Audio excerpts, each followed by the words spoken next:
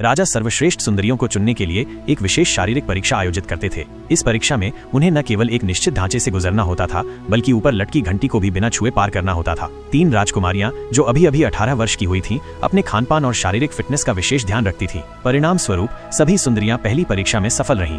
राजा इन तीनों में से एक को अपनी रानी बनाना चाहते थे, लेकिन उनका मानना था कि एक रानी में सुंदरता के साथ साथ साहस भी आवश्यक है। स्पष्ट था कि राजा ने इसकी योजना पहले से ही बना ली थी। उन्होंने सेवकों से 3 प्याले लाल शराब तैयार करने को कहा और राजकुमारियों को बताया कि उनमें से एक प्याले में विष मिला हुआ है। यह परीक्षा साहस और भाग्य की थी। केवल वही सच्ची रानी बन सकती थी जो निडर हो। इतना कहने के बाद राजा ने 3 कैदियों को बुलवाया और उन्हें वो शराब पीने को कहा। कुछ ही क्षणों में एक कैदी विष पीकर गिर पड़ा। तीनों राजकुमारियां डर के मारे कांप उठीं, लेकिन उन्हें इस बात की तसल्ली थी कि राजा निर्दोषों को हानि नहीं पहुंचाते। फिर तीनों की आंखों पर पट्टी बांध दी गई और शराब के 3 नए प्याले तैयार किए गए। अब उन्हें बारी बारी से अपना प्याला चुनना था। तभी पहली राजकुमारी छुई हुआ ने डर के कारण प्रतियोगिता से हटने की घोषणा कर दी, लेकिन शाओमेई पूरी दृढ़ता से बोली कि वो आगे बढ़ेगी। तीसरी राजकुमारी दामेई थोड़ी घबरा गई। वो डर तो रही थी, लेकिन हारना भी नहीं चाहती थी। मजबूरी में उसने भी प्रतियोगिता जारी रखी।